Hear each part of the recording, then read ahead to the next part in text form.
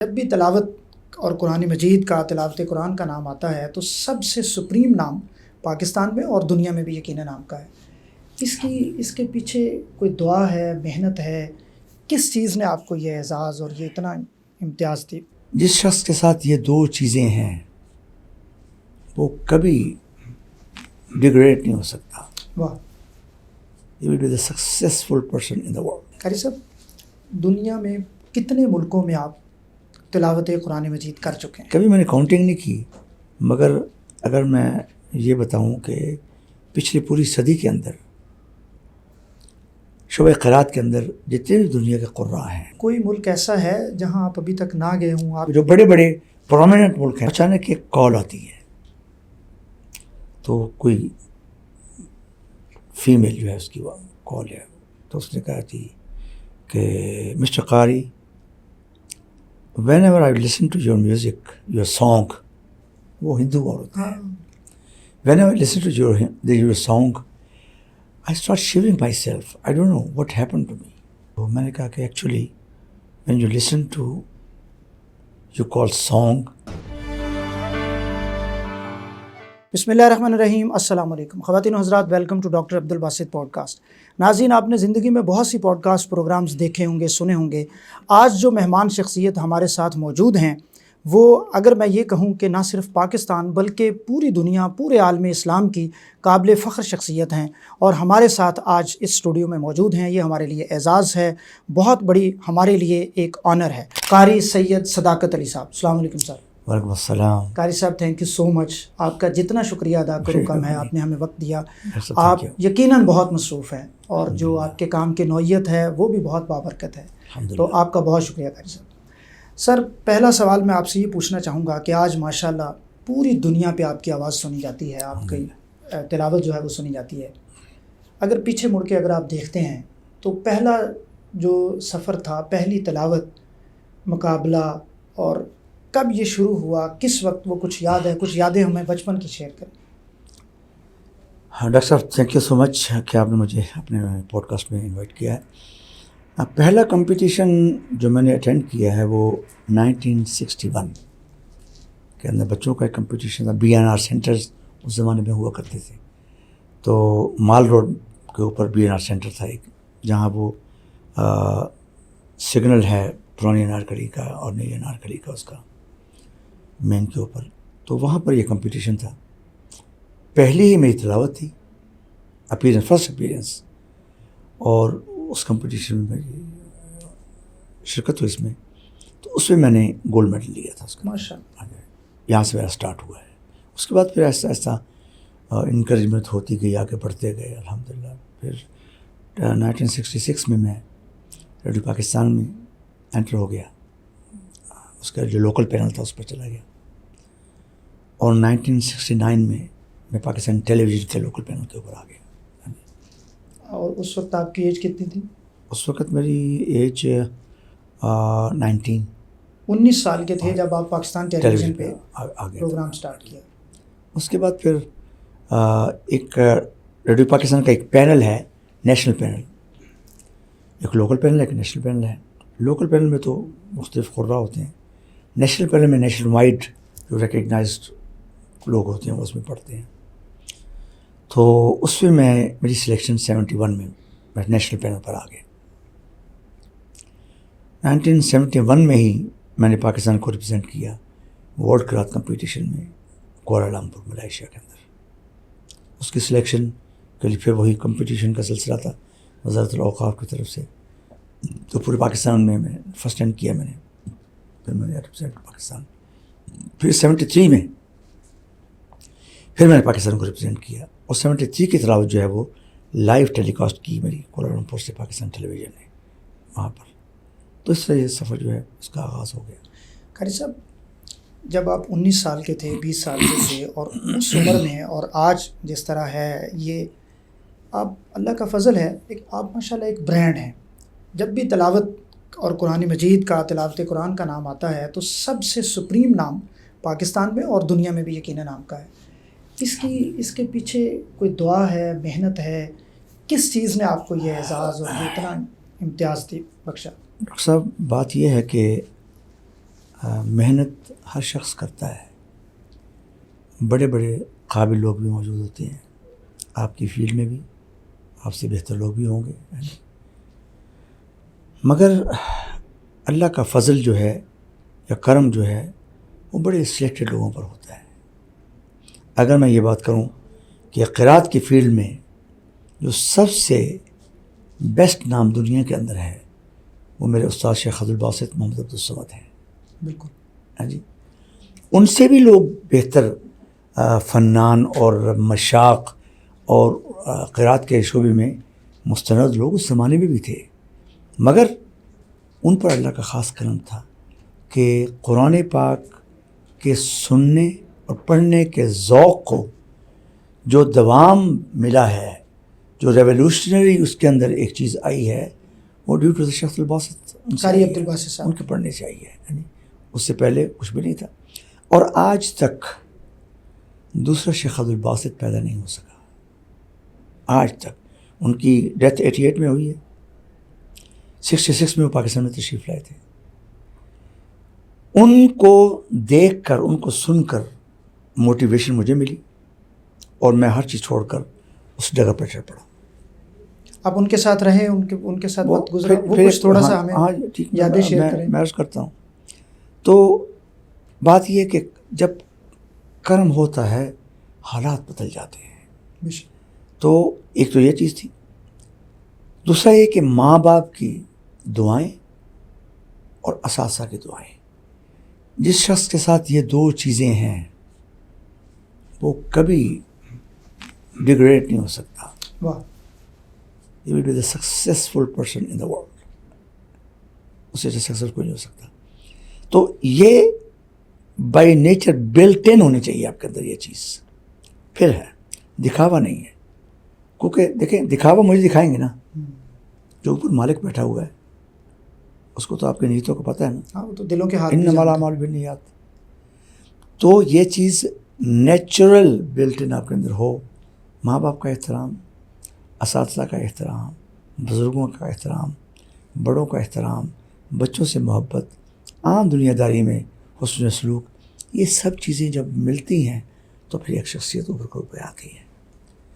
تو ان چیزوں کی وجہ سے جو ہے وہ اللہ تعالیٰ نے بڑا کرم کیا، اور اس میدان میں آگے بڑھتے چلے گئے، اور اللہ کا شکر ہے کہ 61 سے لے کر اب تک جو ہے وہ اللہ تعالیٰ نے اپنے کرم سے گراف جو ہے ڈے بائی ڈے اوپر ہی لے کے گئے ہیں، ورنہ نارمل یہ ہوتا ہے کہ with the passage of time آپ آہستہ آہستہ پھر ڈگریڈ ہونے شروع ہو جاتے ہیں۔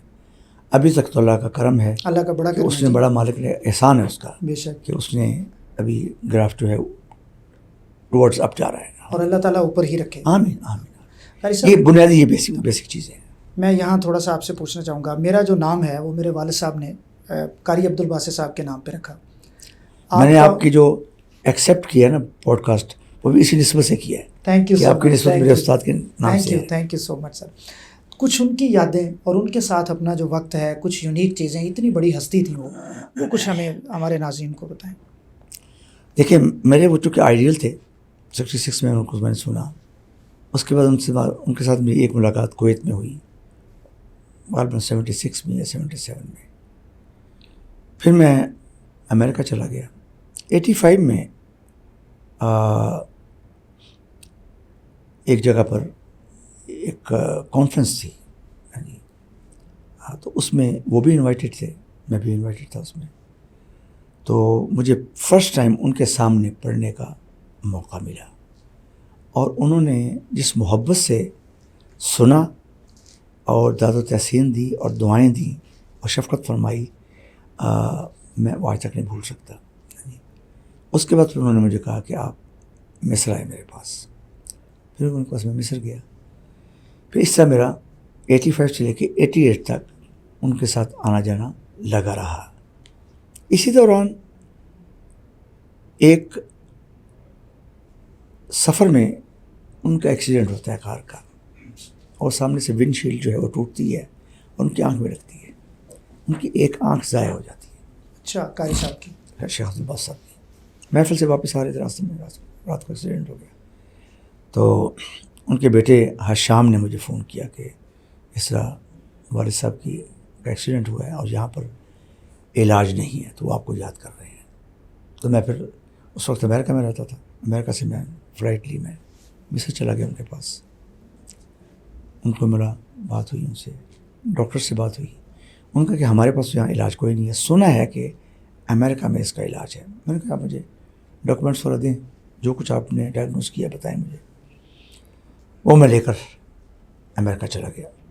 جان ہاپکنس یونیورسٹی ہاسپٹل آپ نے سنا ہوگا, جی جی ہاں, مشہور بالٹیمور میں بڑا مشہور جان ہاسپٹل ہے. ہاپکنس.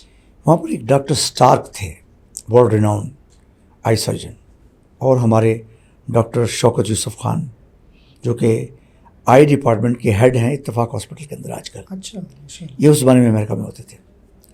تو ان سے میں نے بات کی ڈاکٹر شوکت یوسف صاحب سے. انہوں نے ڈاکٹر اسٹارک سے بات کی تو انہوں نے کہا کہ ٹھیک ہے, بلائیں انشاءاللہ آپریشن ہو جائے گا, ٹھیک ہو جائے گا. پھر ان کو بلایا گیا وہاں پر. وہ 1 مہینہ وہاں پر ہمارے پاس رہے. آپریشن ان کا ہوا الحمدللہ, ان کی آنکھ ٹھیک ہو گئی. پھر کچھ اس کے بعد پھر ہم نے محافل کیے امریکہ کے اندر. تو وہ جو میں نے بات کی ہے نا کہ بزرگوں کا احترام, اساتذہ کا احترام. ایک دن ہم ناشتے پہ بیٹھے ہوئے تھے تو مجھے کہتے ہیں کہ شیخ صداقت, یہ جو کارنفلیکس ہیں, کارنفلیکس کہتے ہیں عندنا موجود فی القاہرہ ولیکن لیس لذیذ, وہ لذیذ نہیں ہے. ولیکن کارنفلیکس امریکانی واللہ لذیذ جداً جداً جداً, بہت لذیذ ہے. اچھا, یہ تھوڑا سا عربی کی ٹرانسلیشن انہوں نے کہا کہ آپ کو پہلے انہوں نے کہا کہ ہمارے پاس یہ کارنفلیکس قاہرہ میں جو ہے مگر وہ لذیذ نہیں ہے. اچھا, لیکن امریکان جو کارنفلیکس ہیں امریکانہ وہ لذیذ جداً, بہت لذیذ ہیں. تو میں نے سوچا, میں نے کہا شیخ صاحب کو بڑے پسند آئے ہیں. اس دن سے لے کر ٹل ہز ڈیتھ وہ کارنفلیکس کی سپلائی میں نے ختم نہیں ہونے دی. امریکہ سے سپلائی ان کے پاس مصر جاتی تھی اور وہ ان کو استعمال کرتے تھے. بات یہ نہیں ہے, بات یہ ہے کہ کارنفلیکس معمولی سی چیز ہے. دیکھنا یہ ہے کہ آپ نے یہ سوچا کہ میرے استاد کو یہ چیز پسند آئی ہے, تو ان کی محبت, ان کی چاہت کو مد نظر رکھتے ہوئے اس چیز کو آپ نے پورا کیا جس سے وہ خوش ہوں, تو یقیناً سے دعائیں نکلتی ہیں. پھر جب میں پرمنٹ موو ہوا ہوں وہاں سے امریکہ سے 88 میں, تو میں ان کے پاس پہلے گیا ہوں ود مائی فیملی. بچے میرے چھوٹے چھوٹے تھے, تو وہاں گیا, ان سے ملاقات کی ہے, ان سے دعائیں لیں. بڑا اچھا انہوں نے اہتمام کیا کھانے وانے کا. اور اچانک اپنے کمرے میں گئے ہیں بیڈ روم میں, اور ایک ٹوپی وہ لا کے مجھے پہنائی, سرخ رنگ کی ٹوپی وہ پہنتے جی. اور انہوں نے کہا کہ آج کے بعد میرا خلیفہ شیخ صداقت ہے. واہ سبحان اللہ. اور 2-3 مہینے کے بعد ان کی ڈیتھ ہو گئی. تو بات یہ ہے کہ جو اخلاص سے خدمت ہے استاد کی وہ بے بیک کرتی ہے. اسی طرح ہمارے استاد جن سے میں نے پاکستان میں پڑھا, سب سے پہلے قاری رضی الرحمن صاحب رحمۃ اللہ علیہ, ڈی بلاک کی مسجد وحدت کالونی میں, ہماری رہائش رحمان پورہ میں تھی, ان سے میں پڑھتا تھا. اللہ کے ولی تھے وہ استاد, ان سے پڑھا. اس کے بعد شیخ قاری یوسف صدیقی صاحب سے پڑھا میں رحمۃ اللہ علیہ. قاری غلام صاحب رحمۃ اللہ علیہ بہت بڑا نام ہے, ان سے بھی استفادہ کیا. تو قاری رضی الرحمن صاحب رحمۃ اللہ علیہ کے پاس میں پڑھتا تھا, اور اس کے بعد میں الحمدللہ اللہ تعالیٰ نے مجھے کامیابی سے ہمکنار کیا. تو ان سے میں نے کبھی ملتا ان سے, تو کبھی میں ننگے سر نہیں ملا ان کو. اور اگر میں موٹر بائک پہ ہوں یا کار میں ہوں اور بائسکل پہ جا رہے ہیں, تو میرے اندر جرت نہیں ہے کہ میں ان کو اوورٹیک کر جاؤں. واہ, یہ احترام استاد ہے جی. تو ان سے کبھی ملاقات ہونے, ان کا کہ ہاں لوگ آتے ہیں میرے پاس, آپ کے حوالے سے بات کرتے ہیں کہ جی قاری صداقت آپ کے شاگرد ہیں. تو ہم کہتے ہیں کہ جی ہاں, کچھ وقت انہوں نے ہمارے پاس گزارا ہے. تو خوشی ہوتی ہے جب کوئی تنہائی کے لمحات ہوتے ہیں, تو ہمارے دل سے دعائیں بھی نکلتی ہیں. یہ چیزیں ہیں جو آپ کو پے بیک کرتی ہیں. قاری صاحب, دنیا میں کتنے ملکوں میں آپ تلاوت قرآن مجید کر چکے ہیں؟ کبھی میں نے کاؤنٹنگ نہیں کی، مگر اگر میں یہ بتاؤں کہ پچھلی پوری صدی کے اندر شعبہ قرات کے اندر جتنے بھی دنیا کے قراء ہیں، بڑے بڑے چھوٹے چھوٹے سب کو شامل کر کے اگر اس کو دیکھیں تو سب سے زیادہ سفر میں نے کیا اس فیلڈ کے اندر. ماشاء اللہ. کسی قاری نے اتنا سفر نہیں کیا، اور جتنا maximum reach out in the world میں نے کیا ہے کسی قاری نے نہیں کیا. تو یہ اللہ کا کرم ہے کہ الحمدللہ مجھے یہ توفیق ہوئی کہ میں اس طرح وہاں تک پہنچا ہوں. کوئی ملک ایسا ہے جہاں آپ ابھی تک نہ گئے ہوں آپ کے ذہن میں؟ ابھی بھی کافی ملک ہیں، ابھی بھی کافی، مگر تمام کانٹیننٹ میں جا چکا ہوں. ہاں جی، چھوٹے موٹے ملکوں کے جو بڑے بڑے پرومیننٹ ملک ہیں ان سب میں جا چکا ہوں. 40-50 سال کا آپ کا سفر ہے، بلکہ جس طرح آپ بتا رہے ہیں کہ 69 میں آپ نے کیا تو یہ تو تقریباً کوئی 60 سال بن جاتے ہیں. کوئی یادگار واقعہ؟ یہ ایسی بڑی کتاب ہے قرآن مجید، ہمارے لیے ایسی روحانی برکت ہے، کیونکہ جب آپ اس کو پڑھتے ہیں تو ایک مختلف کیفیت میں انسان چلا جاتا ہے. پاکستان ٹیلی ویژن نے میری ریکویسٹ پر سورۃ الرحمن کو ویژولائز کیا. ہاں جی، اور میں یہاں پر ڈائریکٹر آئی ٹی فخر حمید صاحب، فخر صاحب، ان کو میں خراج تحسین پیش کرنا چاہتا ہوں. دنیا سے چلے گئے اور اپنے لیے بہت اچھا وہ توشہ آخرت کا بندوبست کر کے گئے. انہوں نے فرسٹ ٹائم اٹیمپٹ کی اس فیلڈ کے اندر، جو فرسٹ اٹیمپٹ قرآن پاک کو ویژولائز کرنے کی وہ پاکستان ٹیلی ویژن نے کی، اس کو سیرا جاتا ہے.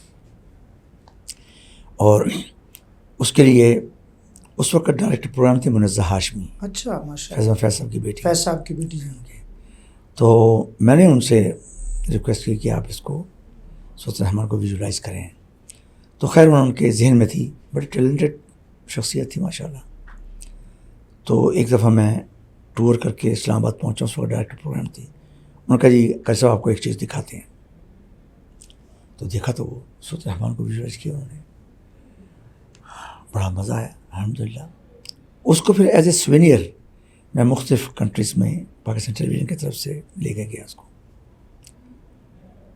Waste Indies Port of Spain میں IBN کا Islamic broadcasting network, ان کو بھی میں نے دی.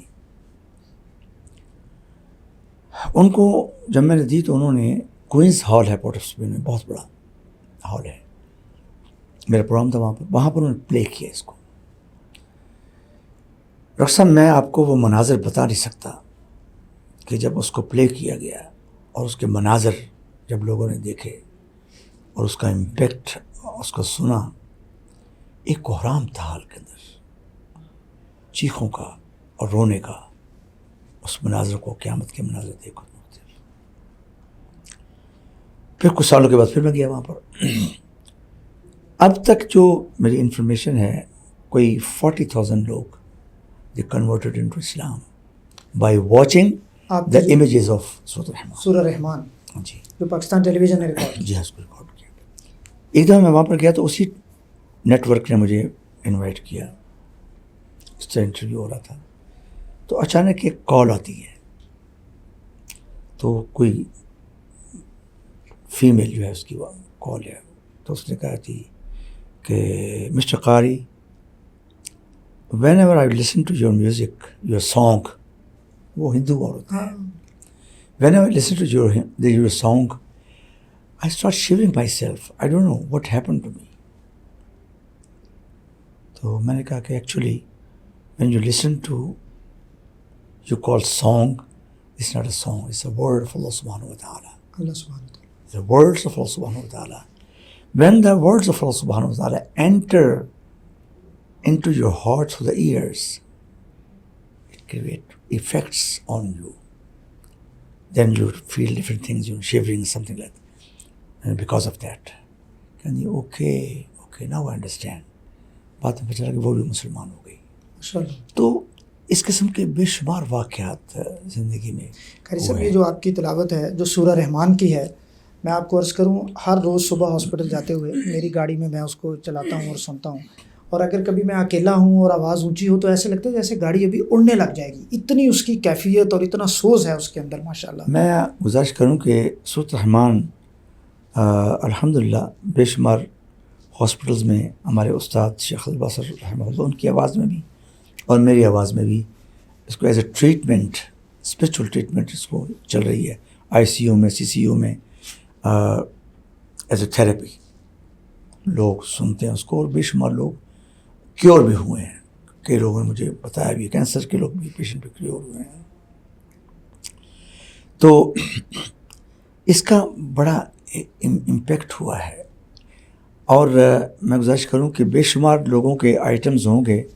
اب تو نیٹ کا دور ہے، بہت ایڈوانس ہر چیز جو ہے کیلکولیٹر، آپ ایک کلک کرتے ہیں تو وہ بھی ریکارڈ ہو جاتا ہے. تو اگر آپ ڈیٹا کلیکٹ کرنا چاہیں تو یو کین کاؤنٹ کہ کس آئٹم پر کتنے ویوز ہیں کسی کے. بالکل ساری ویڈیوز پہ آ رہی ہر جگہ آ رہی ہوتی ہے. تو میرے ایک رف اندازے کے مطابق مور دین 350 بلینز ویوز ہیں سورۃ الرحمن. ماشاء اللہ 350 ارب سے زیادہ ہیں. اور یہ 140 سائٹس پر چل رہی ہے، اور کوئی سائٹ جو ہے وہ ملینز سے کم نہیں ہے، کہ 40 ملینز کی 50 کی 60 ملینز اس سے کم نہیں ہے. اور میں سمجھتا ہوں کہ دنیا کا کوئی بھی آرٹسٹ، چاہے وہ میوزک کا ہو یا ریل اسٹیٹ کا ہو یا کوئی اسکالر ہو یا کوئی ڈرامہ ہو، شاید ہی کسی کے اتنے ویوز ہوں گے. نہیں، میرا نہیں خیال کسی کے ہیں ہی نہیں اتنے زیادہ ویوز.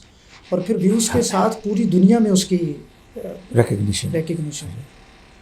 تو یہ اللہ کا خاص کرم ہے کہ یہ اللہ کی بارگاہ میں بڑی مقبول ہوئی ہے سورۃ الرحمن، جو اس مالک کا احسان ہے. میرا کچھ بھی نہیں اس کے اندر.